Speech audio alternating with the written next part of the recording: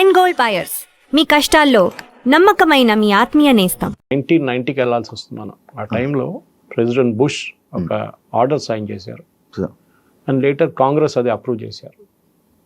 అమెరికాలో చాలా types visas ఉన్నాయి. ఇప్పుడు మీరు ఎక్కడికైనా వెళ్తుంటే మీరు వీసా అప్లై చేయాల్సి వస్తుంది. భారతదేశం నుంచి వెళ్ళేటోళ్ళకి కొంతమందికి, ఫర్ ఎగ్జాంపుల్ థాయిలాండ్ వెళ్ళాలనుకోండి, వీసా ఆన్ అరైవల్ అని ఉంటుంది. నేను అక్కడ పనిచేస్తాను, నాకు తెలుసు.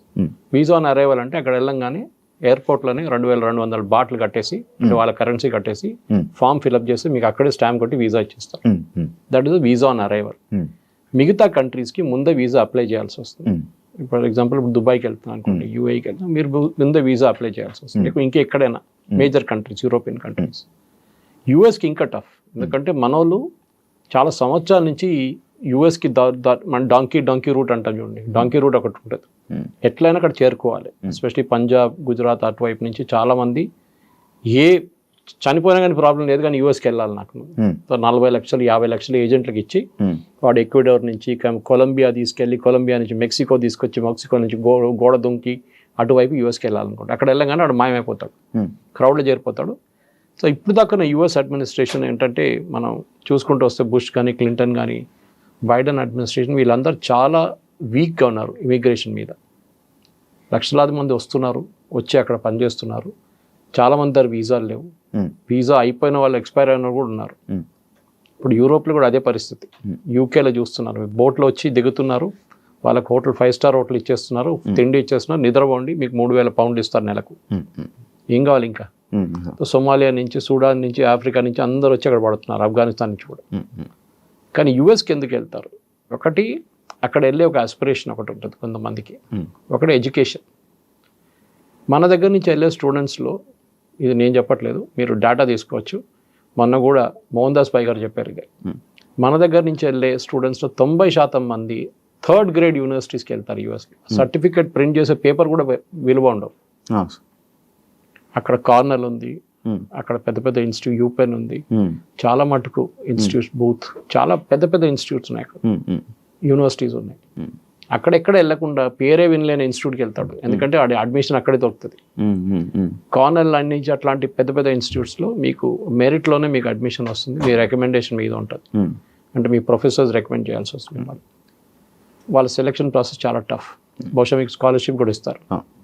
సో మన వాళ్ళు ఏం చేస్తారు, ఫస్ట్ స్టెప్లో యూఎస్కి ఎందుకు వెళ్తారంటే చదువు అని చెప్పి వెళ్తారు. అక్కడ చదువు ఫినిష్ చేయగానే ఎంఎస్ వెళ్తే ఎంఎస్ ఫినిష్ చేస్తారు. కొంతమంది పిహెచ్డి లెవెల్ కూడా వెళ్తారు. అక్కడ వెళ్ళిన తర్వాత వాళ్ళు ఏం చేస్తారు, ఓపీటీ అని ఒక దాన్ని అప్లై చేస్తారు, ఆప్షన్ ప్రాక్టికల్ ట్రైనింగ్. ఆ ప్రాక్టికల్ ట్రైనింగ్ ఏంటంటే, మీరు చదువుకున్న సబ్జెక్ట్, ఫర్ ఎగ్జాంపుల్ రోబోటిక్స్ చదువుకున్నారు, ఆ రోబోటిక్స్ని మీరు ప్రాక్టికల్గా లైఫ్లో ఇంప్లిమెంట్ చేయలేదు, మీరు థియరీ నేర్చుకున్నారు. నేర్చుకోవాలంటే ఒక రోబోటిక్స్ పనిచేస్తున్న కంపెనీ దగ్గర పని చేసుకుంటే మీకు కొంచెం ఎక్స్పీరియన్స్ వస్తుంది, మీరు చేసిన డిగ్రీ కూడా విలువ ఉంటుంది. అక్కడ వెళ్తారు, 2 సంవత్సరాలు యూజ్లీ ఉంటే దాన్ని ఎక్స్టెండ్ కూడా చేసుకోవచ్చు కొంచెం. అది కూడా మన వాళ్ళు మిస్యూజ్ చేశారు. దాని తర్వాత ఏం చేస్తారు, మెల్లగా H1Bకి అప్లై చేస్తారు. అంటే H1B మీరు అప్లై చేయలేరు, H1B has to be applied by the company. మిమ్మల్ని తీసుకెళ్లాల్సి అనుకుంటే కంపెనీ వాళ్ళు అప్లై చేస్తారు. అక్కడ కూడా పెద్ద ర్యాకెట్ ఉంది. ఇది ఏం జరిగిందంటే, H1B ఎందుకు తీసుకొచ్చారు, అమెరికాలో stem, that is science, engineering, technology and మ్యాథ్స్లో వాళ్ళ దగ్గర షార్టేజ్ ఉందని చెప్పి వాళ్ళ నేషనల్ సైన్స్ ఫోరం, వాళ్ళ ఫౌండేషన్ 160,000 మంది తక్కువ ఉన్నారని చెప్పి 1990లో ఒక స్టడీ చేశారు. మా దగ్గర అంత ఇంజనీరింగ్ గ్రాడ్యుయేట్స్ లేరు, వస్తున్న వాళ్ళకి స్కిల్స్ లేవు, సో మేమేం చేయాలి, అమెరికన్ ఐటీ కంపెనీస్ అంటున్నారు, మేము బయట నుంచి తెప్పించుకుంటాము, వాళ్ళకి ఇదే జీతం మేము కూడా ఇస్తాము. అంటే అమెరికాలో ఒక అమెరికన్ వర్కర్కి $80,000 జీతం అనుకోండి, 80 లేకుండా $1,00,000 ఒక సంవత్సరానికి జీతం ఉంటే, మేము కూడా అదే తీసుకొస్తున్న ఎంప్లాయీ కూడా అదే ఇస్తామని చెప్తారు. కానీ చేసేది అది కాదు. ఒకసారి తీసుకొచ్చిన తర్వాత ఆయనకి అది ఇచ్చే డాలర్ కన్నా ½ ద శాలరీ ఇస్తారు. వాడు వచ్చేసిండు కాదు, ఎక్కువ మాట్లాడలేడు. ఇప్పుడు ఏమనంటే నిన్ను పంపించేస్తా వాపస్ అంటాడు. ఆడు భయపడి పని చేస్తారు, అమ్మాయి ఉండని అబ్బాయి ఉండని. ఇది మిస్యూజ్ జరుగుతుంది, చాలా సంవత్సరాల నుంచి జరుగుతుంది. ఇప్పుడు ఇవాళ వచ్చిన న్యూస్ ప్రకారం ఫైర్ వాల్ అని చెప్పి ఒకటి లాంచ్ చేశారు యూఎస్. మేజర్ ఇన్వెస్టిగేషన్ స్టార్ట్ అవుతుంది నిన్నటి నుంచి. వాళ్ళ యూఎస్ లేబర్ డిపార్ట్మెంట్ ప్రతి వీసా, ప్రతి H1B కానీ మిగతా వీసాలు కూడా ఇష్యూ చేయడానికి వాళ్ళకి జీతం ఎంత, వాళ్ళు ఎప్పుడు వచ్చిండ్రు అని మొత్తం బయట హిస్టరీ, జాగ్రఫీ అంతా బయట తీస్తున్నారు. దీంతో బహుశా ఒక 50% ఇండియన్స్ పట్టుబడతారు. 100 ఒక మాయమైపోతారు, ఇప్పుడే మాయమైపోతారు చాలా మంది. ఎందుకంటే వాళ్ళందరూ గాయమైపోతారు అక్కడి నుంచి. అవును సార్. గత ఒక మూడు నెలల క్రితము లైక్ ఇదే స్టూడెంట్స్ లైక్ స్టూడెంట్ వీసా మీద వెళ్ళి వర్క్ చేస్తున్నారని చెప్పి అప్పుడు కూడా కొన్ని వెళ్ళి 47 మందిని పంపించేశారు. ఆ ఇష్యూస్ అవుతున్నాయి. దానివల్ల ఏమైనా ఎఫెక్ట్ ఏమైనా ఉందా సార్?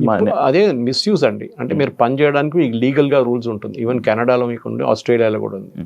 కెనడా ప్రాబ్లం ఏంటంటే పాపులేషన్ చాలా తక్కువ, వాళ్ళ దగ్గర పని చేయడానికి మనుషులు లేరు. ఓకే. వాళ్ళ దగ్గర న్యాచురల్, ఎందుకంటే కెనడాలో మీరు ఉండే పరిస్థితిలో కొన్ని స్టేట్స్ ఉన్నాయి అనమాట, కొన్ని ఏరియాస్లోనే మీరు ఉండొచ్చు. మీతో అంతా చాలా హార్ష్ వెదర్, -30 -40కి వెళ్ళి అక్కడ ఉండలేరు. కెనడాలో ఉన్న కొన్ని సిటీస్లోనే అందరు ఉంటారు. వాళ్ళకి ఫామ్ ల్యాండ్ ఆపరేట్ చేయడానికి, అంటే పెద్ద పెద్ద వందలాది ఏకర్ల ఎవరు లేరు నడిపారు. సో పంజాబ్ నుంచి చాలా మందిని తీసుకెళ్లారు. And they are hard work. వాళ్ళు వెళ్ళి మొత్తం దీని అంతా ట్రాక్టర్ పెట్టి అంతా సాఫ్ చేసి ప్రొడక్షన్ మొదలు పెట్టారు. నెక్స్ట్ వేవ్ ఎడ్యుకేషన్ కోసం వెళ్ళారు. యూఎస్ యూనివర్సిటీలో అడ్మిషన్ రాని వాళ్ళు కెనడాకి వెళ్ళారు. ఐడియా ఇస్ కెనడాలో ఉండి మెల్లగా యూఎస్కి దూరిపోదాం, ఎవడు పట్టుకోడు నన్ను. ఎందుకంటే Canada US border open border, అంత పెద్ద చెక్కింగ్ ఏం లేదు. Okay okay. మీరు ఈజీగా మాయమైపోవచ్చు. అక్కడ వెళ్ళి గాయపేసి మీరు సడన్గా యూఎస్లో కనిపిస్తారు నెక్స్ట్ డే. యూఎస్లో ఉన్న ఐస్ సెంటర్ డిపార్ట్మెంట్ కూడా ఉంది, వాళ్ళ ఇమిగ్రేషన్ కస్టమ్స్ అండ్ ఎన్ఫోర్స్మెంట్. వాళ్ళు ఏం చేస్తారంటే చెక్ చేయాలని రూల్ వాళ్ళ దగ్గర ఉంది, కానీ ఇప్పుడు దాకా అది చేయలేదు. ట్రంప్ వచ్చిన తర్వాత ఇప్పుడు మీరు చూస్తున్నారు లాస్ ఏంజలీస్ కానివ్వండి, న్యూయార్క్ కానివ్వండి, వాషింగ్టన్ డీసీ కానీ రేట్ల మీద రేట్లు నడుస్తున్నాయి. రెస్టారెంట్లో పనిచేస్తున్న ఎంప్లాయీస్ని పట్టుకెళ్తున్నారు, పెట్రోల్ బంక్లో పనిచేస్తున్న పట్టుకెళ్తున్నారు. దాంట్లో చాలా మంది మనోళ్ళే ఉన్నారు తెలుగు స్పీకింగ్ స్టేట్స్ నుంచి. ఈ ప్రాబ్లం మీకు కేరళలో కనిపించదు. కేరళ నుంచి వచ్చే H1B మీద వెళ్ళే వర్కర్స్ అందరూ నర్సెస్. యూఎస్లో నర్సెస్ పెద్ద షార్టేజ్ ఉంది. ఓకే. యూరోప్లో కూడా ఉంది same problem. Okay. Second doctors కూడా తక్కువ ఉన్నారు వాళ్ళ దగ్గర. సో డాక్టర్స్ మన దగ్గర తీసుకెళ్తారు. కానీ దీని లాజిక్ ఏంటి? H1B అనగానే highly skilled worker, exceptional skill మీకు ఉందన్నమాట. ఏ ఫీల్డ్ అయినా మీ ఫీల్డ్ నుంచి. మన దేశంలో H1B అనగానే అందరు ఐటీతో ఈక్వేట్ చేస్తారు. కాదు, H1B is for all fields. మీరు ఒక great musician, great sound recordist, okay, లేకుంటే మీరు సైంటిస్ట్, మీరు ఆస్ట్రోఫిజిస్ట్, మిమ్మల్ని కూడా H1Bలో తీసుకెళ్తారు. అక్కడ ఉన్న యూనివర్సిటీస్ తీసుకెళ్ళచ్చు, అక్కడ ఉన్న కంపెనీలు తీసుకెళ్ళచ్చు. ఒక 10-15 సంవత్సరాల ముందు ఈ అకాడమిక్ వాళ్ళని H1B కోటా నుంచి తీసేశారు. అంటే H1Bకి ఫర్ ఎగ్జాంపుల్ 64,000 లేకుంటే 80,000 వీసాలు ఉన్నాయి అనుకుంటే ఒక సంవత్సరానికి లిమిట్ ఉంటుంది. అకాడమిక్ వాళ్ళని దాన్ని తీసేశారు, దాన్ని కలపలేదు, సపరేట్గా పెట్టుకున్నారు. వాళ్ళకి లిమిట్ లేదు. బికాస్ అకాడమిక్స్లో బెస్ట్ ప్రొఫెసర్స్ కావాలంటే మేము బయట నుంచి తెచ్చుకోవాలని మా దగ్గర లేరండి. రేపు ఫర్ ఎగ్జాంపుల్ అమెరికాలో ఒక సాంస్క్రిట్ సబ్జెక్ట్ నేర్పియాలి ఒక యూనివర్సిటీలో అంటే వాళ్ళు ఎక్కడి నుంచి తీసుకొస్తారు? సాంస్క్రిట్ ప్రొఫెసర్ భారతదేశం నుంచి తీసుకురావాలి కదా, ఇక్కడి నుంచి తీసుకొస్తారు. స్పానిష్ ప్రొఫెసర్ గారు వాళ్ళు సౌత్ అమెరికా నుంచి తీసుకొస్తారు. ఓకే, సో అదే కదా ద మెయిన్ ప్రాబ్లమ్ ఇస్ మన దగ్గర ఈ ఫస్ట్ అండర్స్టాండింగ్ లేదు. ఎస్పెషల్లీ తెలుగు స్పీకింగ్ స్టేట్స్లో H1B వీసా అనగానే as a matter of right అనుకుంటున్నారు వాళ్ళు. మా రైట్ అది, మా అధికారం, మాకు అది. ఇది ఎట్లయిపోయిందంటే మీరు రీప్లేస్ చేస్తున్న ఎవరిని అక్కడ. H1B is meant to replace an American worker. అమెరికాలో ఉన్న వాళ్ళ సిటిజన్ ఉద్యోగం నీకు ఇస్తున్నారు. ఎందుకు? వాళ్ళ దగ్గర స్కిల్ లేదు, వాడు నేర్చుకోలేదు, వాడు కాలేజ్కి వెళ్ళలేదు, మా దగ్గర అంత సైంటిస్ట్ లేరు, లేకుంటే అంత ఇంజనీర్ లేరు, వీరిని తీసుకుంటున్నాము. పెటిషన్ ఫైల్ చేసి ఆర్గ్యూ చేయాల్సి వస్తుంది కంపెనీ ఇమిగ్రేషన్ ముందు. నేను ఎందుకు తీసుకొస్తున్నా అంటే ఒక లీగల్ కేసు లాగా ఆర్గ్యూ చేయాలి. చూడండి ఈయన క్వాలిఫికేషన్ ఇంత, ఇదంతా, ఆయన ఇది చేస్తున్నాడు, అది చేస్తున్నాడు చెప్పి ఆర్గ్యూ. లాస్ట్ వాళ్ళు కన్విన్స్ అయితే మీకు H1B ఇస్తారు. Okay sir. ఇప్పుడు H1B వీసా $1 lakh పెట్టడానికి రీజన్ ఏంటి సార్? దానివల్ల ఏమైనా ఇండియాకి ఏమైనా లాస్ ఉందా? ఇండియా అని కాదు, ఇప్పుడు ఇక్కడి నుంచి వెళ్ళే దాంట్లో 82% మంది ఇండియన్స్. ఓకే, అంటే 70 దాకా పెట్టుకోవచ్చు మనం, ఇంక్లూడింగ్ చైనీస్. ఇట్స్ 82 నా. చైనీస్ 12 ఉన్నారు, మనం 70% మన వాళ్ళే. ఇద్దరు కలిపితే మెజారిటీ మనం చైనా. ఎందుకు పెడుతున్నారంటే ఫస్ట్ ఆఫ్ ఆల్ ట్రంప్కి ఎలక్షన్ క్యాంపెయిన్ టైంలో ట్రంప్ చెప్పారు అప్పుడు H1B మిస్యూస్. H1B వీసా కాదు, వీసా తీసేయలేదు, ఇంకా వీసా అక్కడనే ఉంది, తీయలేరు. ఎందుకంటే అది కాంగ్రెస్ అప్రూవల్ కావాలి దానికి, వాళ్ళ పార్లమెంట్లో. H1B ఉంది కానీ మిస్యూజ్ చేస్తున్నారు. సో దానికి నేను ఆ మిస్యూజ్ అరకట్టడానికి చేస్తున్నా ఈ పని. అంటే మీరు నిజంగా $1,00,000 కడితే మీరు బెస్ట్ ఎంప్లాయీనే తీసుకొస్తారు మీరు. ఇప్పుడు ఎట్లయిపోయిందండి, కోవిడ్ తర్వాత మనం ఎక్కడ కూర్చొని పని చేసుకోవచ్చు. అదొకటి పెద్ద లెసన్ కోవిడ్లో. ఎక్కడైనా ఏ ఫీల్డ్ అయినా కానీ మీరు ఎక్కడ కూర్చొని పని చేసుకోవచ్చు. జూమ్ అనే సబ్జెక్ట్, జూమ్ అనే ఒక కాన్సెప్ట్ కూడా మనకు తెలియదు దానికన్నా ముందు. జూమ్ కాల్ అనగానే ఈవెన్ నార్మల్ వీడియో కాల్స్ ఇప్పుడు జూమ్ కాల్ అంటాం, స్ట్రీమ్ యార్డ్ వాళ్ళు కూడా జూమ్ కాల్ అంటారు. ఒకప్పుడు వీడియో కాల్స్ కోసం వాడేవాళ్ళు జూమ్ కాల్. ఇప్పుడు చూడండి అది ఎట్లా అయిపోయిందంటే పేపర్ చదవడం మానేశారు చాలా మంది కోవిడ్ టైంలో. దాని తర్వాత పేపర్ సర్క్యులేషన్ పడిపోయింది, 50% ఉంది ఇప్పుడు కూడా, ఇంప్రూవ్ కాలేదు, రికవర్ కాలేదు వాళ్ళు. ఇది ప్రాబ్లం ఎక్కడ వచ్చిందంటే ఈ వీసా టైంలో ఇప్పుడు యుఎస్కి తీసుకెళ్లే దాంట్లో ఈ కోవిడ్ తర్వాత కూడా చాలా మట్టుకు అక్కడున్న వెళ్తున్న వాళ్ళు ఇక్కడ నుంచి వెళ్తున్న వాళ్ళ క్వాలిఫికేషన్ చాలా తక్కువ. సో వీళ్ళేం చేస్తారంటే ప్యాడింగ్ అప్ రెజ్యూమే అంటారు దాన్ని. అంటే మీకు 5 సంవత్సరాల ఎక్స్పీరియన్స్ ఉందంటే ఇంకొక 5 సంవత్సరాలు దొంగ సర్టిఫికేట్ తయారు చేసుకుంటారు. నేను ఎప్పుడు జోక్ చేస్తాను, మన దగ్గర సాప్ వాళ్ళు దాని లేని సాఫ్ట్వేర్ మనకు యునైటెడ్ స్టేట్స్ ఆఫ్ అమీర్పేటలో దొరుకుతుందండి. అవును, ఎందుకంటే లేని కోర్సు కూడా వాళ్ళు నేర్పిస్తారు మీకు కావాలంటే. అది failure of the engineering college. Ameerpet అనే place is a reflection of what is wrong with engineering college education in Telugu speaking state. Telugu speaking స్టేట్స్లో ఇంజనీరింగ్ కాలేజ్లో చెప్పలేని సబ్జెక్టు లేకుండా ఆ సబ్జెక్ట్ మ్యాటర్ ఎక్స్పర్ట్స్ లేని వాళ్ళు అమీర్పేట్లో వచ్చి నేర్పిస్తారు. వాడు అక్కడి నుంచి డైరెక్ట్ యూఎస్కి వెళ్తాడు. ఓకే, సో ఏమైందంటే ఈ స్కిల్ లెవెల్స్ మీకు ఇంప్రూవ్ చేయడానికి ప్యాడింగ్ అప్ రెజ్యూమేస్ చేస్తారు. అంటే 5 సంవత్సరాల ఎక్స్పీరియన్స్ ఉన్నవానికి 5 సంవత్సరాలు. నిన్ననే 3 రోజుల క్రితం హైదరాబాద్లో ఇమిగ్రేషన్లో ఎయిర్పోర్ట్లో కొన్ని పట్టుకున్నారు, యూకే పోతున్న అబ్బాయిని, ఇంజనీరు, బీటెక్ ఎంటెక్ అన్నీ చేసి 5 సంవత్సరాల ఎక్స్పీరియన్స్ తర్వాత వీసా కూడా వచ్చింది మనకి యూకే నుంచి. యూకేలో కన్సల్టెంట్ వీసా కూడా ఇష్యూ చేశారు. అక్కడ ఎయిర్పోర్ట్లో ఇమిగ్రేషన్ డాక్టర్స్ చెక్ చేస్తే బీటెక్ సర్టిఫికేట్ దొంగతనం తెచ్చుకున్నాడు, ఎంటెక్ దొంగతనం తెచ్చుకున్నాడు, ఎక్స్పీరియన్స్ కూడా సార్. ఎయిర్పోర్ట్ ఇమిగ్రేషన్లో చెక్ చేస్తారా సార్? చెక్ చేస్తారు, డౌట్ ఉంటే చెక్ చేస్తారు. మీ బాడీ లాంగ్వేజ్ చూస్తే తెలిసిపోతుంది వాళ్ళకి. Okay okay. కానీ నా ప్రశ్న ఏంటంటే అది కాదు, ఈ కన్సులేట్ వాళ్ళు ఏం చేశారు? యూజువల్లీ ఏం చేస్తారంటే కన్సులేట్ ఇది ఇప్పుడు కాదు, 10 సంవత్సరాలు 15 సంవత్సరాల ముందు మొదలు పెట్టారు. ఒక లింకేజ్ పెట్టుకున్నారు సాఫ్ట్వేర్. జేఎన్టీయూతోని అమెరికన్ కన్సులేట్, జేఎన్టీతోని బ్రిటిష్ కన్సులేట్, మేజర్ కన్సులేట్ అందరూ లింక్ పెట్టుకున్నారు. ఉస్మానియాతో మిగతా వాళ్ళు పెట్టుకుంటారు. వీళ్ళేం చేస్తారు, క్యాండిడేట్ వస్తాడు శ్రీనివాస్ కుమార్ పేరు కొట్టి 2012లో పాస్అవుట్ అయ్యాడని చెప్పి కొట్టంగానే వాళ్ళకి లిస్ట్ వస్తుంది ఎవరెవరు పాస్అవుట్ అయ్యారని. ఆ పేరు దాంట్లో కనిపించకపోతే దొంగ సర్టిఫికేట్. ఆ లింకేజ్ ఉంది, ఎందుకంటే సర్టిఫికేట్ తయారు చేయడం మన వాళ్ళు ఛాంపియన్స్ ఇండియన్స్. దాంట్లో స్పెషలీ మన దగ్గర ఉన్న ఇంకా పెద్ద ఛాంపియన్స్. మన దగ్గర ఎడ్యుకేషనల్ కన్సల్టెంట్స్ ఉంటారు. వాళ్ళు మీరు లేనిపోయిన బ్యాంక్ బ్యాలెన్స్ చూపిస్తారు, మీకు లేనిపోయిన సర్టిఫికేట్లు తయారు చేసిస్తారు, లేనిపోయిన ఎక్స్పీరియన్స్ చూపిస్తారు. కరెన్సీ చేసేస్తున్నారు. ఇది ఇప్పుడు అంతా కలిసి పడ్డది అక్కడ యూఎస్లో. ఈ ఫేక్ రెజ్యూమేస్ కానివ్వండి, మీరు ఎక్స్పీరియన్స్ ఇప్పుడు చూడండి, లేబర్ డిపార్ట్మెంట్ ఇంత స్ట్రిక్ట్గా ఇప్పుడు దాకా రాలేదు. మీరు చూసిన సినిమా ఏం లేదు ఇప్పుడు, అది చూసిన ట్రైలర్ ఇప్పుడు ఈ $1 lakh ఇప్పుడు రాబోతుంది పెద్ద బాంబు. ఏం సార్ రేట్ నడుస్తున్నాయి ఇప్పుడు. They are checking each and every H1B issue చేసిన చెక్ చేస్తున్నారు. ఎందుకంటే వ్యాలిడిటీ 3 సంవత్సరాలు ఉంటుంది కదా, 3 సంవత్సరాల నుంచి యూఎస్లో పనిచేసేట్టు చెక్ చేస్తున్నారు. ఇప్పుడు నీకు ఎట్లా వచ్చింది H1B, నీకు ఎవరు ఇష్యూ చేసిండు, నీకు ఎక్స్పీరియన్స్ ఎంత ఉంది, నీకు జీతం ఎంత వస్తుంది. మెయిన్ జీతమే ప్రాబ్లం. వీళ్ళు ఎందుకు తీసుకొస్తున్న ఇండియన్ వర్కర్స్తో ప్రేమ ఏం లేదు. అమెజాన్ కానీ మెటా వాళ్ళకి కానీ గూగుల్ వీసా టాప్ 3 టాప్ 10లో ఒకటే ఇండియన్ కంపెనీ ఉన్నారు. వీసా లాస్ట్ 2024లో H1B మ్యాక్సిమం అప్లై చేస్తున్న కంపెనీస్లో టాప్ 10లో ఐటీ కంపెనీస్లో ఒకటే ఇండియన్ కంపెనీ ఉంది. 4th పొజిషన్లో TCS. ఇన్ఫోసిస్ లేరు, ఎవరు లేరు. ఓకే, ఎందుకంటే కోవిడ్ తర్వాత work from home and work place అని కాన్సెప్ట్ రాగానే చాలా మంది ఇండియాకి షిఫ్ట్ అయిపోయారు. ఇండియా నుంచే వర్క్ చేస్తున్నారు. ముందు కాన్సెప్ట్ ఉండే on site and off site అని, ఇప్పుడు ఆ కాన్సెప్టే పోయింది. ఇప్పుడు అమెజాన్ వాళ్ళు ఇండియన్స్ H1Bలో ఎందుకు తీసుకొస్తున్నారు? అమెజాన్లో ఇంత పెద్ద పని ఏంటి వీళ్ళకి, ఇంత పెద్ద ఇంజనీరింగ్ స్కిల్ ఏంటి వీళ్ళకి అమెజాన్లో, that they need an Indian engineer who is extraordinary. అట్లేం లేదు. సో ఏం చేస్తారంటే తక్కువ జీతం ఇవ్వడానికి వీళ్ళని గుంజుకొని తీసుకెళ్తారు. So that is what is being investigated now today onwards. నిన్న ట్రంప్ అనౌన్స్ చేసిన రోజు అదేం చెప్పలేదు, ఇవాళ చెప్తున్నారు. జెన్యున్గా ఉన్న వాళ్ళని తీసుకెళ్ళండి, ఎవరికి అబ్జెక్షన్ లేదు. కానీ H1B is not a matter of right. మీకు అర్హత నాకు ఇచ్చే ఉండాలని చెప్పి ఎవడు చెప్పట్లేదు. వీసా ఈజ్ అ రైట్ కాదు, visa is a kind of మీకు ఇస్తే ఇస్తారు, లేకుంటే లేదు. ఇప్పుడు యుఎస్ కన్సులేట్కి వెళ్తే ఆల్మోస్ట్ 50% మంది వీసాలు రిజెక్ట్ అయిపోతాయి. అవును సార్, యాక్చువల్లీ అదే పాయింట్ సార్. ఎందుకంటే రీసెంట్ టైమ్స్లో కొంతమంది దగ్గర నేను విన్నది ఏంటంటే, అంటే వాళ్ళ ఫ్యామిలీనే అక్కడికి తీసుకొని వెళ్ళడం కోసమని వీసా ఇంటర్వ్యూస్ కానీ వెళ్తుంటే వాళ్ళ మొత్తం అందరివి రిజెక్ట్ అయిపోయాయంట. అంటే నార్మల్ వీసాస్ కూడా రిజెక్ట్ అవ్వడానికి రీజన్ ఉందా? ఇంకా వాళ్ళు డౌట్ వస్తుంది, నువ్వు ఎందుకు వెళ్తున్నావు యూఎస్కి అని అడుగుతారు. ఫస్ట్ నేను చదవడానికి వెళ్తున్నా అంటాడు.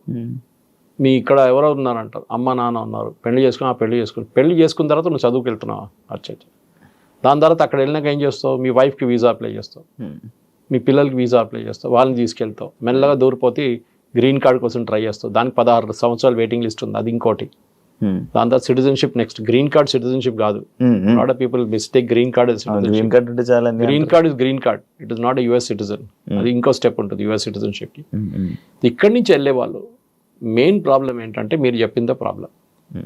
అమెరికాలో వాళ్ళు ఏమంటున్నారు, మీరు చదువుకోవడానికి రాండి, నో ప్రాబ్లం, చదువుకోండి, ఇక్కడ వచ్చి మాకు ట్యూషన్ ఫీజు వస్తుంది, మా కాలేజీలో కొంచెం 50% అయినా మాకు ఫండింగ్ మీ దగ్గర నుంచి వస్తుంది. కెనడాలో ఫర్ ఎగ్జాంపుల్ మనం ఖర్చు చేస్తుంది కెనడియన్ కాలేజెస్లో ఒక 30 నుంచి 40 కెనడియన్ కాలేజెస్ నడిపిస్తుంది ఇండియన్ స్టూడెంట్స్ ఫీజ్.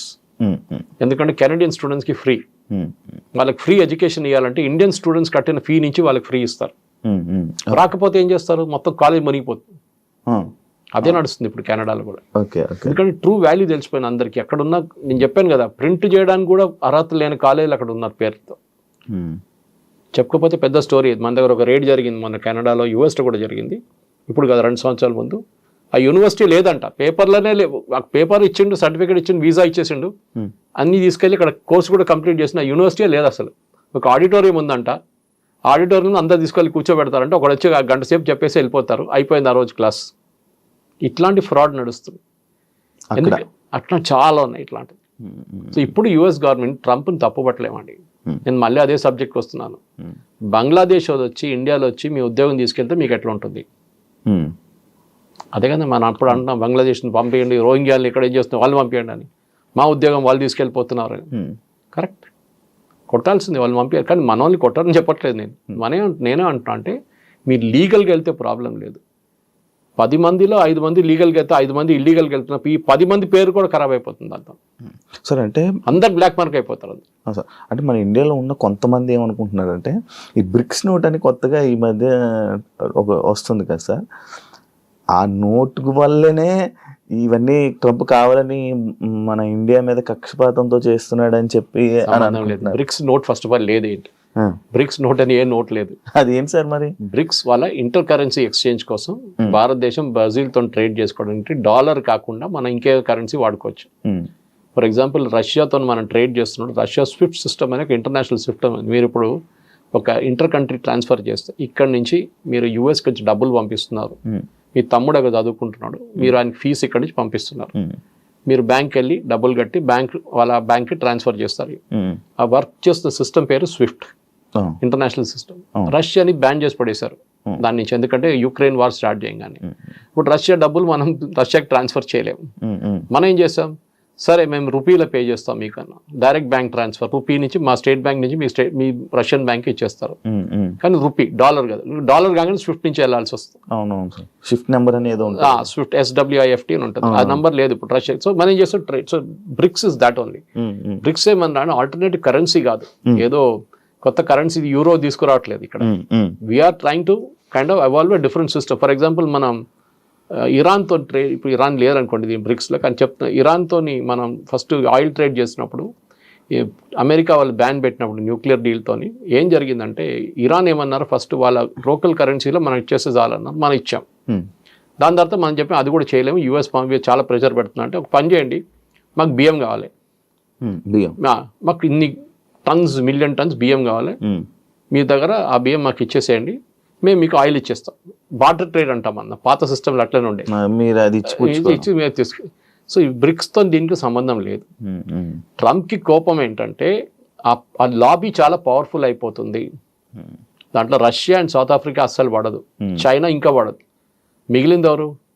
ఇండియా కదా, ఇండియా మీద టార్గెట్ చేస్తారు. సో ఇండియాని టార్గెట్ చేయడంలో ఇండైరెక్ట్లీ వీళ్ళు ముగ్గురు ఉన్నారని చెప్పి టార్గెట్ చేస్తున్నారు. కానీ బ్రిక్స్కి దీనికి సంబంధం లేదు. It is nothing do with it is basically ఆయన ఎలక్షన్ క్యాంపెయిన్లో చెప్పిన మాట చేస్తున్నాడు.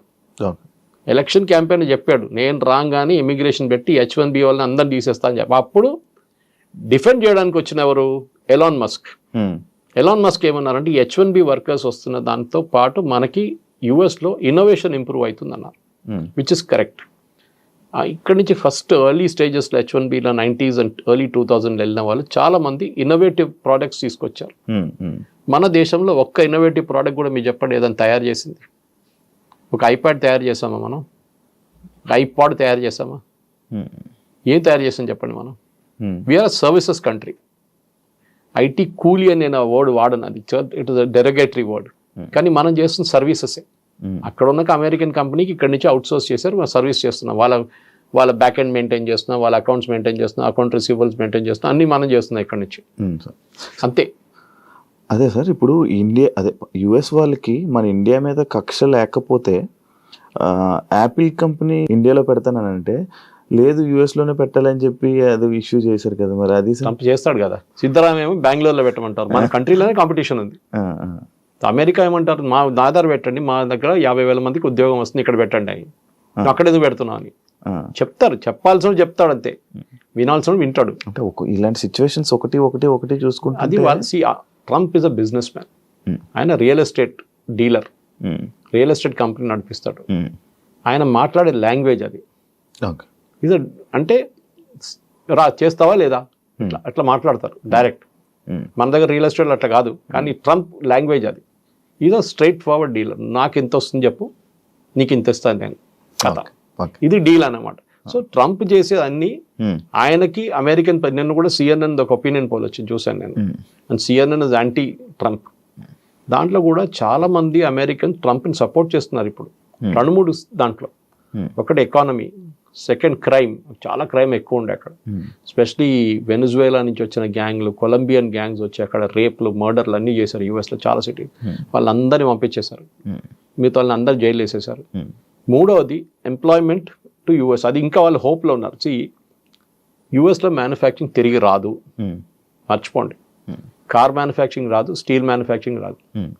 చైనా తీసుకెళ్ళిపోయింది, ఒకవైపు మెక్సికో తీసుకెళ్ళిపోయింది, ఇంకోవైపు కెనడా తీసుకెళ్ళిపోయింది. మీ అమెరికాకి ఇప్పుడున్న ఎగ్జిస్టింగ్ టాలెంట్లో basically high technology which they are really good, దాంట్లో డౌట్ లేదు. ఫర్ ఎగ్జాంపుల్ NVIDIA చిప్స్ గురించి మాట్లాడుతున్నారు, వాళ్ళు పెద్ద ఒక ప్లాంట్ పెడుతున్నారు అక్కడ. ఎందుకు? ఆ chips is very very critical for AI గురించి. ఏఐలో యూజ్ చేయడానికి అట్లాంటి హై పవర్ఫుల్ చిప్స్ కావాలి మనకి, AI సిస్టమ్స్ వర్క్ చేయడానికి. మిగతా చాలా ఉన్నాయి, పవర్ కావాల్సి వస్తుంది, మిగతా రిక్వైర్మెంట్ చాలా ఉన్నాయి. కానీ NVIDIAని అక్కడ తయారు చేయమంటున్నా అంటే ఇండియాలో తయారు కావట్లేదా? ఇండియాలో కూడా అవుతుంది, తైవాన్లో అవుతుంది, చైనా తయారు చేస్తున్నారు చిప్స్. సో యుఎస్ ఏమంటున్నారంటే, మేము ట్రంప్ చెప్పారు కూడా ఒకసారి, మాకు అండర్వేర్లు బెనియన్ తయారు చేయడం మాకు వద్దు అన్నాడు, ఆ బిజినెసే మాకు వద్దు అన్నాడు.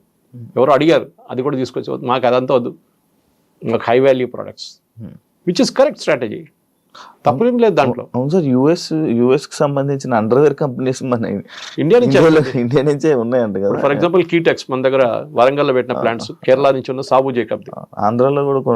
So Sabu Jacob garu is number 2 supplier in US. అక్కడున్న మేజర్ సూపర్ మార్కెట్స్కి, మాల్స్కి, అక్కడున్న మేజర్ ఇంపోర్ట్ కంపెనీస్కి సప్లై చేసే children's inner wear little star అంట ఆ బ్రాండ్ని. ఆయన నంబర్ 1. ఆయన కూడా ఇప్పుడు 50% పడగానే బాంబు పడ్డది ఆయన మీద కూడా. ఆయన ఏం చేస్తాడు, ఇండియాలో స్టార్ట్ చేసేసాడు అమ్మమ్మడు. ఇప్పుడు దాకా ఇండియాలో అమ్మలేదు, ఇప్పుడు ఇండియాలో ఒక్కొక్క రోజు 3-4 ఓపెన్ చేస్తున్నాడు అవుట్లెట్స్. 1000 అవుట్లెట్స్ ఓపెన్ చేస్తాడంట ఒక సంవత్సరం లోపల. నేను అదే టర్న్ ఓవర్ ఇండియాలో చేసుకుంటా అంటున్నాడు ఆయన. సో ఎక్స్పోర్ట్ బ్యాన్తో సంబంధం లేదు. మన దగ్గర ఏం ప్రాబ్లం ఎక్కడ వచ్చిందంటే, మనం చాలా మటుకు యూఎస్ మీద డిపెండెంట్ అయిపోయాం. సార్ అదే యాక్చువల్లీ మన ఇండియన్స్ మొత్తం యూఎస్ మీద డిపెండ్ అయిపోయారా? ఇప్పుడు నిన్న అశ్విని వైష్ణవ్ గారు ఒక స్టేట్మెంట్ ఇచ్చారు, I'm shifting to Zoho software అన్నారు. Zoho is a pure home bound software, తమిళనాడులో ఏదో విలేజ్ తయారు చేసిన software. And Sridhar Vembu, Zoho corporation, ఆయన చాలా పెద్ద స్టేట్మెంట్ అది. ఎందుకంటే మోదీ గారు బై ఇండియా అని చెప్పి, మేడ్ ఇన్ ఇండియా ప్రోడక్ట్ కొనండి అని చెప్పి మొన్న నేషన్ అడ్రస్ చేశారు. మేడ్ ఇన్ ఇండియా ప్రోడక్ట్ అంటే ఇండియాలో తయారు చేసిన వస్తువులు కొనాలి, కరెక్ట్ అది. కానీ మీకు ఎట్లా తెలుసు అండి, Pepsi is a made in India product or American product? American product కాదు, ఇండియాలో తయారు చేస్తున్నారు పెప్సీ. సార్ ఇండియాలో తయారు చేస్తున్నారు, brand name is US brand name, తయారు చేస్తున్న ఇండియన్ కంపెనీ పెప్సీ ఇండియా. దాని నుంచి ఒక 2% రాయల్టీ ఇస్తారు యుఎస్కి. ఇక్కడ నుంచి డబ్బులు అక్కడ తీసుకెళ్ళట్లేదు, డబ్బులు ఇక్కడే ఉంటుంది. మీరు మెక్డానల్డ్స్ ఉంది, మెక్డానల్డ్స్ ఎవరు? ఇండియన్ కంపెనీ నడిపిస్తున్నారు, వాళ్ళ బ్రాండ్ వాడుకుంటున్నారు. అట్లా చాలా ఉన్నాయి అట్లాంటివి. సో మేడ్ ఇన్ ఇండియా అనగానే మీరు అంతా యూఎస్. ఎవడో వెళ్ళినాడు, అరే KFC మీద వెళ్ళి రాళ్ళు విస్తరదాం అనేది పిచ్చోళ్ళు. KFC is again run by an Indian company. So వాళ్ళ బ్రాండ్ యూజ్ చేస్తున్నారు అంతే. సో మీరు దానంటే వాడక్కర్లేదు. మేడ్ ఇన్ ఇండియా అనగానే డెఫినెట్లీ మనం చాలా ప్రోడక్ట్స్, ఫర్ ఎగ్జాంపుల్ యాపిల్ వస్తుందండి కెనడా నుంచి వస్తుంది, మీరు చూసుంటారు సూపర్ మార్కెట్లలో. మనం వెళ్ళి కొలుతారు ఏంటంటే మేడ్ అది ఫ్రమ్ కెనడా అని రాసింది. మా ఇంటికి వెళ్ళి ఆ స్టిక్కర్తో సహా మా టేబుల్ మీద పెడతాను. మామూలు ఇంటికి ఎవరైనా వస్తే అది చూస్తారు, కెనడా నుంచి యాపిల్ తీసుకొచ్చాడు ఈయన. ఒక ఈగో ఇష్యూ ఉంది మనకి ముందు 90s 2000లో బయట నుంచి ప్రోడక్ట్స్ చాలా తీసుకొస్తున్నాయి. మేము కేరళ నుంచి, మా దగ్గర దుబాయ్ నుంచి ఎవరైనా వస్తే ఆ టైంలో 80s 90s నేను చిన్నపిల్లప్పుడు స్కూల్ నుంచి కాలేజ్ బయటకు వచ్చిన టైంలో ఏం చేస్తామంటే వాడు పర్ఫ్యూమ్లు ఒక పెద్ద డబ్బా తీసుకొస్తాడు. అక్కడ ఏం పని చేస్తాడు అడగాడు, పాపం ఆడు ఏదో కష్టపడి ఎక్కడో పని చేస్తుంటాడు, హోటల్లోనో ప్లేట్ వాషింగ్లోనో ఏదో చేస్తుంటాడు. అదంతా ఇడిసేసి ఆయన వస్తున్నాడు పర్ఫ్యూమ్లు ఒక 10 బాటిళ్ళు, 10 టీ-షర్ట్లు, 10 షార్ట్స్, ఇదన్నీ తీసుకొచ్చి అందరికి పంచి పెడతాడు. సో మనం ఏమనుకుంటాం, అరే ఇదంతా చాలా ఇదని. ఇప్పుడు ఎవడైనా వస్తున్నాయి అక్కడ ఏం తీసుకురాడు. ఇప్పుడు ఇండియాలోనే ఉంది దానికన్నా ఎక్కువ. So we're making our own products in India. మనం రాకెట్లు తయారు చేస్తున్నాం, మనం శాటిలైట్స్ తయారు చేస్తున్నాం, we're making our own car. మనం ఏమి చేయట్లేదు చెప్పండి. ఇప్పుడు డ్రోన్స్ తయారు చేస్తున్నాం, we're making everything ourselves. So made in India ఫిలాసఫీలోనే మీరు చాలా మటుకు యుఎస్ మీద డిపెండ్ కాక్కర్లేదు. కానీ ఎప్పుడు కూడా మనకు ప్రాబ్లమ్స్ ఉన్నాయి. ఫర్ ఎగ్జాంపుల్ మన దగ్గర కమర్షియల్ ఎయిర్ క్రాఫ్ట్ బోయింగ్ అని ఎయిర్ బస్ మీద డిపెండ్ అవుతున్నాం. మన దగ్గర ఇంకా ప్రొడక్షన్ కాలేదు. చైనా స్టార్ట్ చేసేసారు ఇప్పుడు. అది పెద్ద ప్రాజెక్ట్, అది ఇప్పుడు కాదు, నెక్స్ట్ 50 సంవత్సరాలు కూడా కాదు అది. ఎందుకంటే మన దగ్గర వాల్యూమ్ ఉండదు. మనం ఎంత 300 ఎకరాలు కొంటాం ఒక సంవత్సరానికి కావాలంటే, అది కూడా మ్యాక్సిమం. ఆ వాల్యూమ్తో సస్టైన్ చేయలేము. టెక్నాలజీ వేరే అది. కానీ ఫైటర్ ఎయిర్ క్రాఫ్ట్ చూడండి, తేజస్ కానివ్వండి, నెక్స్ట్ జన్ అక్మా తీసుకొస్తున్నాం. దానికి సాఫ్రాన్ ఇంజిన్ ఫ్రాన్స్ తీసుకొచ్చి మనం హైదరాబాద్లో తయారు చేస్తున్నాం దాన్ని.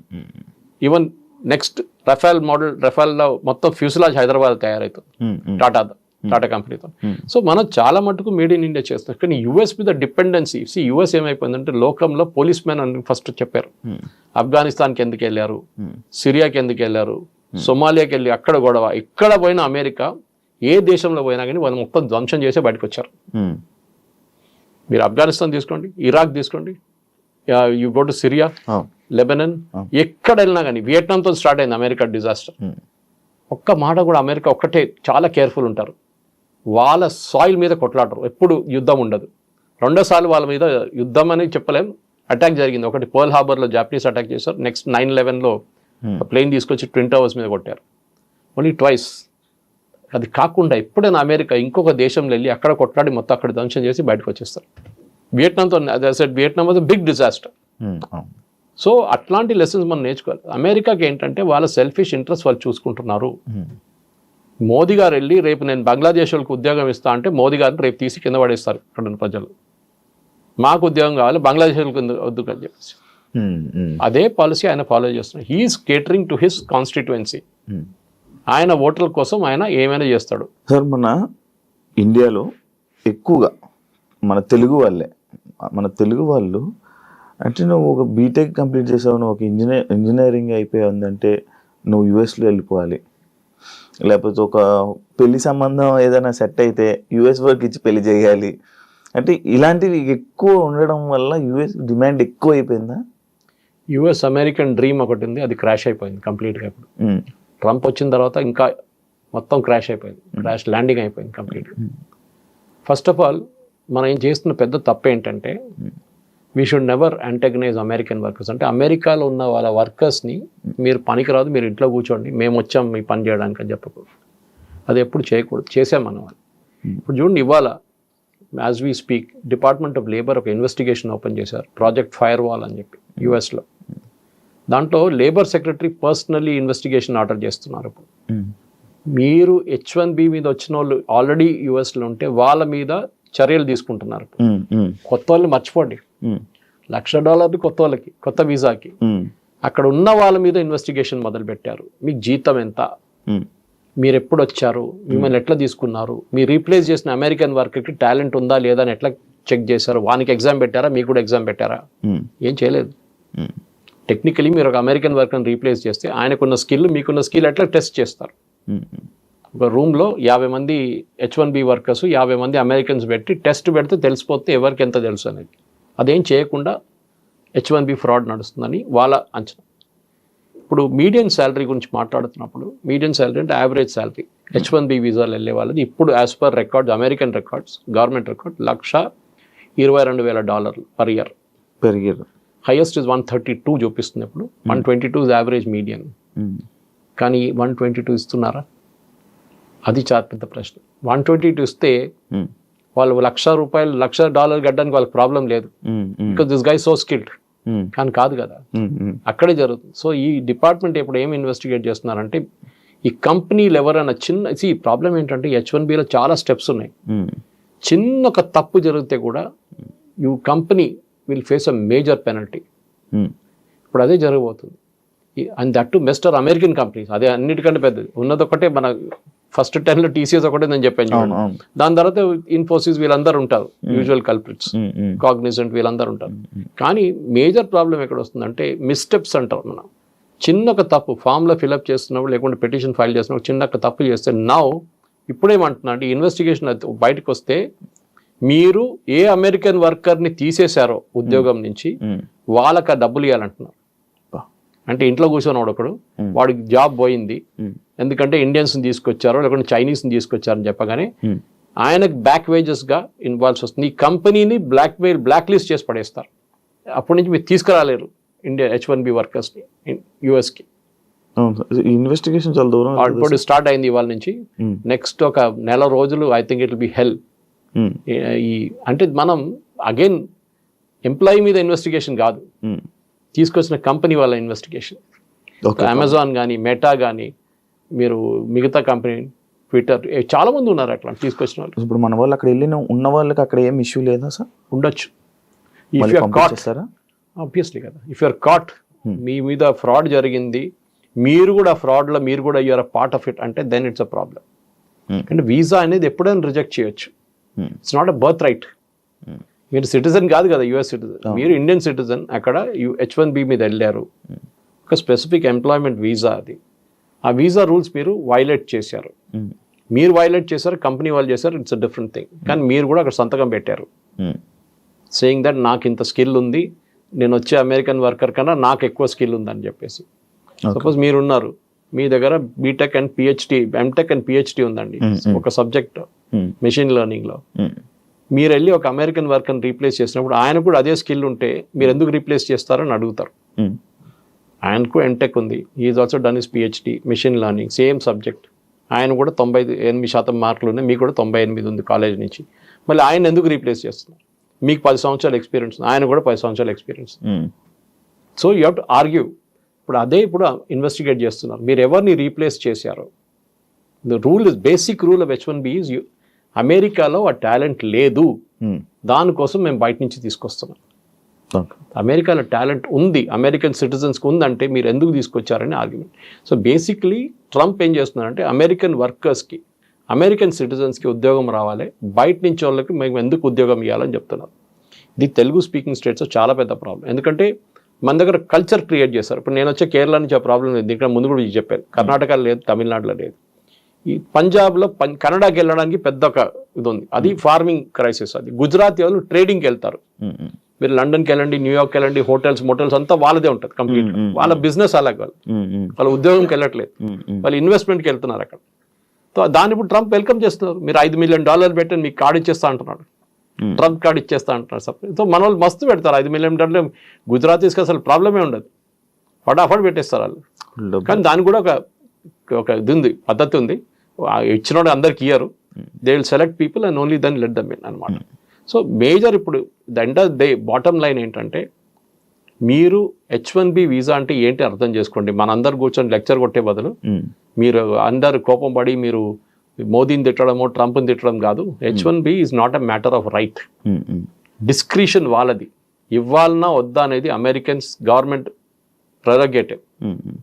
మీరు H1B మీద వెళ్తున్నప్పుడు you're replacing an American worker, అది వాళ్ళకు కోపం వస్తుంది. యా సార్, ఈ వాళ్ళని రీప్లేస్ చేసే ఇదే సిచ్యువేషన్లో ఈ టాపిక్లోనే సార్ రీసెంట్గా ట్రంప్ అంటే అదే టైంలో ఇది ఒకటి విన్నాను సార్ నేను, లైక్ హోమ్లెస్ పీపుల్, అక్కడ ఉన్న హోమ్లెస్ పీపుల్ ఎక్కువ ఉన్నారు, వాళ్ళందరికీ మళ్ళీ సెట్ చేసి వాళ్ళందరికీ ఎంప్లాయ్మెంట్ సెట్ చేసి ఈసారి బయట తిరగకుండా చెయ్యాలి, అక్కడ ఉన్న వాళ్ళందరినీ సెట్ చేయాలి అని అనుకుంటున్నట్టు ఒకటి అప్పుడు చూసాను సార్. అదేంటి సార్? అదంతా ఈజీ కాదండి.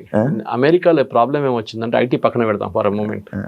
అమెరికాలో మ్యానుఫ్యాక్చరింగ్ పవర్ ఉండే America 1960s, 70s, 80s, 90s దాకా. చైనా ఎప్పటి నుంచి పెరిగిందో ఆ రోజు నుంచి అమెరికన్ మ్యానుఫ్యాక్చరింగ్ పడిపోయింది. స్టీల్ కానివ్వండి, కార్ కా ఛాంపియన్స్ అమెరికన్, క్రిస్లర్ కానివ్వండి, ఫోర్డ్ కానివ్వండి, అక్కడి నుంచే కారు మొదలైంది కదా. అవును. ఫోర్డ్ కాదు ఫస్ట్ కార్ అక్కడే మొదలైంది. దాని తర్వాత స్టీల్, బెత్లెహెమ్ స్టీల్, వాళ్ళ పెద్ద పెద్ద ప్లాంట్స్ ఉండే స్టీల్. కానీ ఏంటంటే అమెరికాలో ప్రాబ్లం, గంటకి $10 జీతం మినిమం వేజ్ యావరేజ్గా. మీరు గంటకి $10 పెడితే ఒక రోజుకి ఎంత అయిందండి? 8 గంటలు పెట్టుకోండి. 8 into 10 80. ఒక నెలకి ఎంత అయింది క్యాలిక్యులేట్ చేసుకోండి. 8 into 10 into 30. హాలిడేస్ కూడా కంప్లీట్ చేసి మీకు జీతం ఎంత అయింది అప్పుడు? This is where the problem starts. American వర్కర్స్కి ఎప్పుడు నేను ఎక్స్ప్లెయిన్ చేస్తుంటాను కాలేజ్లో లెక్చర్స్కి వెళ్ళినప్పుడు, why America is not productive అంటే, మీ ఇంటికి ఒక ప్లంబర్ వస్తే $500 ట్యాప్ ఫిట్ చేయడానికి $1000 తీసుకుంటే that means that economy is finished. Tap విలువ $500, కానీ ఆ ఫిట్ చేసి వచ్చినోడు $1000 తీసుకుంటున్నాడు. అమెరికాలో అదే జరుగుతుంది. వాడు వచ్చిన పని చేసి వెళ్ళిపోతాడు, ఇంకేం చేయడు. మన దగ్గర ఏం చేస్తారు, ప్లంబర్ వస్తే అరే అక్కడ కొంచెం లీక్ ఉంది, ఇక్కడ కొంచెం లీక్ ఉంది, అది చూడు ఇది చూడు అని చెప్పి 10 పనులు చేయించుకుంటాం అంత. ఇది నార్మల్. అఫ్కోర్స్ అర్బన్ క్లాబ్తో చేయలేరు, అర్బన్ కంపెనీతో, కానీ మిగతా చిన్న చిన్న దాంట్లో వాళ్ళు చేస్తారు వాళ్ళు.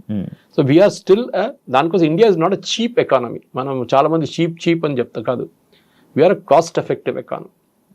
మన దగ్గర ఇప్పుడు కూడా ఐటీ సెక్టర్లో పనిచేస్తున్న చాలా మందికి మంచి ఉద్యోగాలు, మంచి జీతంలో ఉన్నాయి ఇక్కడ ఉండి కూడా. అమంగ్ ద ఎంటైర్ ఇండస్ట్రీ వాళ్ళకి బహుశా ఇంకా అన్నిటికంటే ఎక్కువ వాళ్ళే.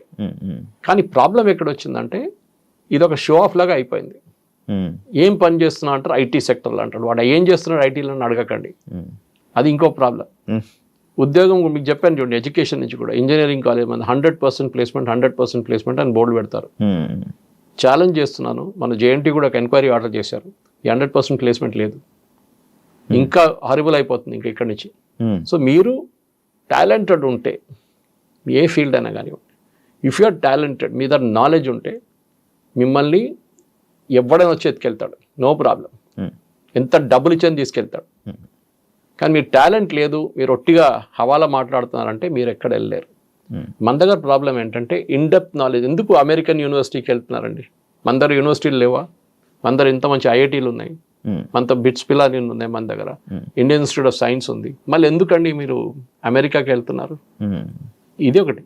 ఏమంటున్నారంటే మన దగ్గర ఎడ్యుకేషన్ ఎస్పెషల్లీ పోస్ట్ గ్రాడ్యుయేట్ లెవెల్లో అంత క్వాలిటీ లేదు, దానికోసం అమెరికాకి వెళ్తున్నాను. సరే మీరు వెళ్ళారు, చదివి ఎంతమంది రిటర్న్ వచ్చారండి? అది లేదు. ఆస్ట్రేలియాకి వెళ్తారు, ఆస్ట్రేలియన్ యూనివర్సిటీస్ క్వాలిటీ అంతే సంగతి. కెనడా కూడా అంతే, దీనికన్నా ముందు చెప్పాను మీకు అది. సో మీరు ఎడ్యుకేషన్కి వెళ్తున్నారా? Are you going for permanent employment? Permanent తిరిగి రావడానికి మీరు చూడలేదు, అసలు తిరిగి చూడలేదు మీరు. ఇది ఈ అమెరికన్ డ్రీమ్. మీరు అడిగిన ప్రశ్న జవాబు ఇది. ఆ అమెరికన్ డ్రీమ్ అయిపోయింది. Forget the American dream. Okay, మీరు కావాలంటే వర్క్ వీసాలు వెళ్ళండి, మీటింగ్లు అటెండ్ చేయండి, వచ్చేసేయండి.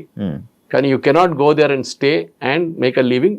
దీనికన్నా ముందు వెళ్ళిన వాళ్ళు దేవర్ లక్కీ, వాళ్ళు గ్రీన్ కార్డ్ వచ్చింది, దాని తర్వాత సిటిజన్షిప్ వచ్చి చాలామంది ఇండియన్స్ ఉన్నారు దాంట్లో.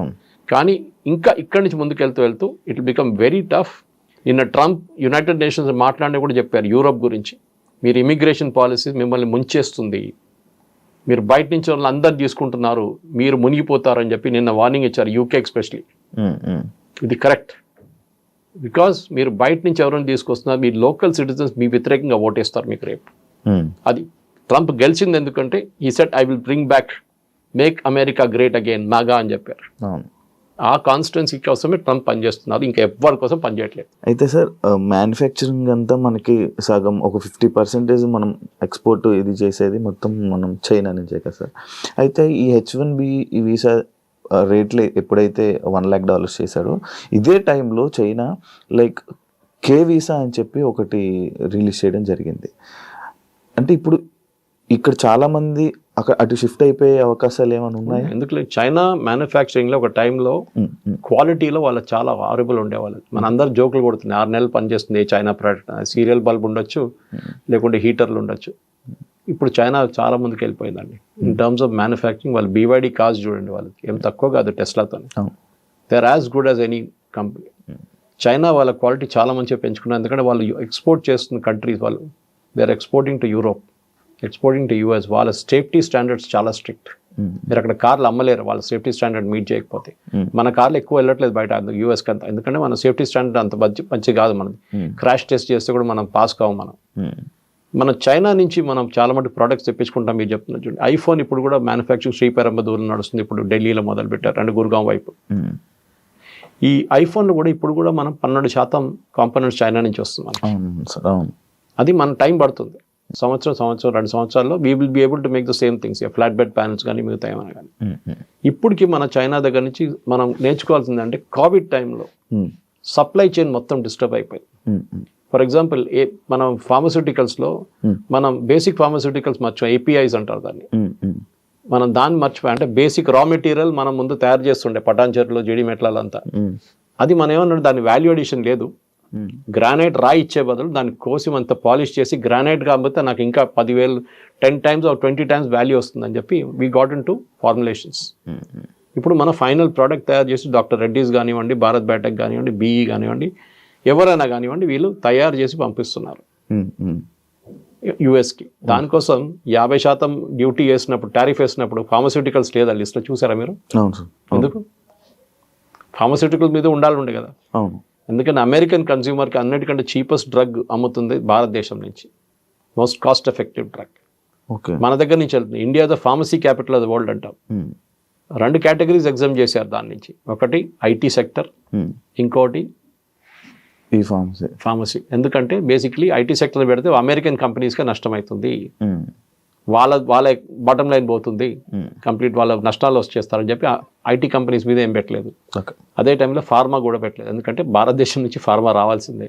ఎందుకంటే $50 మీరు ఎక్కువ చేస్తే కట్టాల్సింది అమెరికన్ కన్స్యూమర్, ఇండియన్ కంపెనీ కాదు. టారిఫ్ కూడా ఎవరు కడుతున్నారు? అమెరికాలో ఎవరు ఇంపోర్ట్ చేస్తున్నారు ఆ కంపెనీ కడుతున్నారు. వాళ్ళు ఏం చేస్తారు, అది కన్స్యూమర్ తీసుకుంటారు డబ్బులు.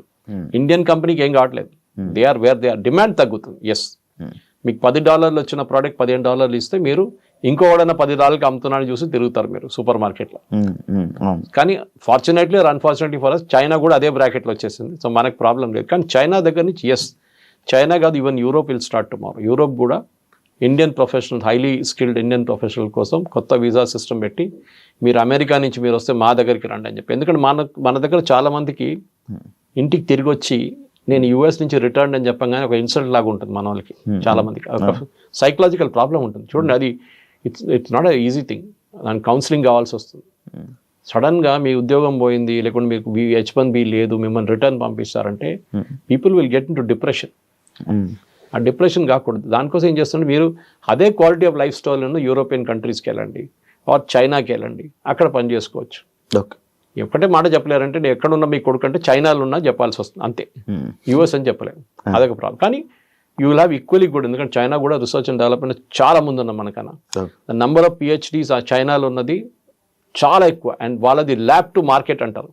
అంటే మీరు చేసిన PhD పేపర్ కోసం పేపర్ మీద రాయడం కాదు, ఆ PhDకి ఒక విలువ ఉంటుంది, దాన్ని మార్కెట్కి తీసుకొచ్చి దాన్ని ఎక్స్ప్లాయిట్ చేస్తే ఒక ప్రోడక్ట్ తయారవుతుంది. సో ల్యాబ్ టు మార్కెట్లో చైనా ఇస్ ఛాంపియన్ PhDsలో. ఈవెన్ యూరోప్ కూడా అంత లేదు. సో డెఫినెట్గా చైనా వీసా పెడితే చాలా మంది వెళ్తారు అక్కడ, దానికి డౌట్ లేదు. Taiwan is another country, chip డిజైనింగ్లో దే ఆర్ నంబర్ 1. వాళ్ళు కూడా డెఫినెట్లీ ఎక్స్ప్లాయిట్ చేస్తారు దీన్ని. ఆల్రెడీ మన దగ్గర నుంచి ఒక 50 మంది ట్రైనింగ్కి వెళ్ళారు అక్కడ చిప్ డిజైనింగ్ కోసం. మన ఐ థింక్ టాటా జబ్స్ వెళ్తాం ఒక ట్రైనింగ్ అక్కడ. సో ట్రైన్ చేసి తీసుకొస్తారు వాళ్ళని. అట్లనే మన వాళ్ళు కూడా న్యూ మార్కెట్స్ చూసుకోవాల్సి వస్తుంది. టారిఫ్ పెట్టినప్పుడు అదే చేసాం మనం.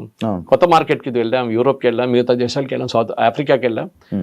Now Indians have to do that. And Sridhar Vembu చెప్పినట్లని ఆర్ కమ్ బ్యాక్ హోమ్. మనం ఇనీషియల్ స్టార్టింగ్ ట్రబుల్ ఉంటుంది, కానీ 5 సంవత్సరాల్లో అమెరికాకి ఏది నష్టం అవుతుందో మనకు అది గెయిన్ అవుతుంది. H1Bలో we will be able to do more innovations in India. మనం కూడా ఇండియా నుంచి కొత్త కొత్త ప్రోడక్ట్స్ తయారు చేద్దాం, సర్వీసులు కాదు. Let us do products from India. అది చాలా ఇంపార్టెంట్. అంటే ఇప్పుడు ఇదంతా H1B వీసా ఎఫెక్ట్ మొత్తం పడేది ఎవరైతే ఫేక్ దీనికి సంబంధించిన సర్టిఫికేట్స్కి సంబంధించిన ఇలా ఎవరైతే దొంగగా అక్కడ ఉంటున్నారో వాళ్ళకి ఎఫెక్ట్ అవుతుంది, కానీ ప్రతి ఒక్కరికి కాదు. సో ఇక్కడ కూడా H1Bలో దొంగ సర్టిఫికేట్ అని చెప్పట్లేదు. I think that is the miscommunication here. దొంగ సర్టిఫికేట్ జనరలీ పోతుంది. అవును అవును. మీరు ఎక్స్పీరియన్స్ చూపించినాడు 10 సంవత్సరాల నుండి 20 సంవత్సరాలు చూపించడానికి ఒక ఎక్స్పీరియన్స్ సర్టిఫికేట్ తయారు చేస్తారు. దాంట్లో మనం ఛాంపియన్స్. ఇప్పుడు ఈవెన్ ఇంటర్వ్యూస్లో ఫేస్ టు ఫేస్ ఇంటర్వ్యూస్ చేపిస్తున్నారు ఇప్పుడు పెద్ద పెద్ద ఐటీ కంపెనీస్. ముందు కెమెరా ముందు పెడితే పక్కన ఒకటి కూర్చొని ఆన్సర్ చేస్తుండే, అది చేసి ఇప్పుడు నా ఫేస్ టు ఫేస్ కంపల్సరీ చేశారు. H1B ప్రాబ్లం ఎక్కడ వస్తుందంటే కంపెనీ మిమ్మల్ని తీసుకున్నప్పుడు వాళ్ళ పెటిషన్ ఫైల్ చేస్తున్నప్పుడు, అప్లికేషన్ ఫైల్ చేసినప్పుడు దాంట్లో ఏమైనా తప్పు ఇన్ఫర్మేషన్ ఇచ్చారా మీ గురించి, ఉమ్, ఉమ్, ఉమ్, లేకుంటే అమెరికన్ వర్కర్ ఈ స్కిల్ వర్కర్ లేరని చెప్పినప్పుడు ఉన్నప్పుడు లేదని చెప్తే అబద్ధం. ఉమ్, ఉమ్. అప్పుడు ప్రాబ్లం కంపెనీకి వస్తుంది, ఓకే. మీ వీసా కూడా ఇంపాక్ట్ అవుతుంది దాంతో. Thank you sir, thank you so much sir. నాకు తెలియంది అండ్ చాలా మందికి తెలియని ఇన్ఫర్మేషన్ని చాలా చక్కగా మంచిగా పాస్ చేసిన. సో ఒక్కటే డిస్క్లైమర్ ఏంటంటే, సార్ నేను చెప్పిందంతా వేదవాక్యం అనుకొని అన్ని need not take it as truth. మీరు కూడా ఎక్స్పర్ట్స్ ఉంటారు దీంట్లో, ఈ ఫీల్డ్లో. నేను చాలా మటు చదివి రీసెర్చ్ చేసిన సబ్జెక్టే నేను మాట్లాడతాను, కానీ రోజుకి ఇది ఎంత మలుపు తిరుగుతుంది. రోజుకి ఒకరోజు చెప్పింది కాదు, నెక్స్ట్ ట్రంప్ ఇదే కదా, ట్రంప్ దగ్గర ఇవాళ అడిగితే పిల్లి ఏ కలర్ అంటే తెల్లది అంటాడు, నెక్స్ట్ డే నల్లది అంటాడు. అది ట్రంప్ ప్రాబ్లం అనమాట. సో మనం కూడా we should be constantly on the lookout. And especially నాకు అన్నిటికంటే పెద్ద వరి ఏంటంటే ఈ లేబర్ ఇన్వెస్టిగేషన్, ఇది ఇవాళ దాకా జరగలేదు. ఇది పెద్ద ఒక థ్రెట్. రాత్రికి రాత్రి బహుశా H1B క్యాన్సల్ కావచ్చు, ఎగ్జిస్టింగ్ వన్ కొత్తల్ని మర్చిపోండి. So this is what I want to say.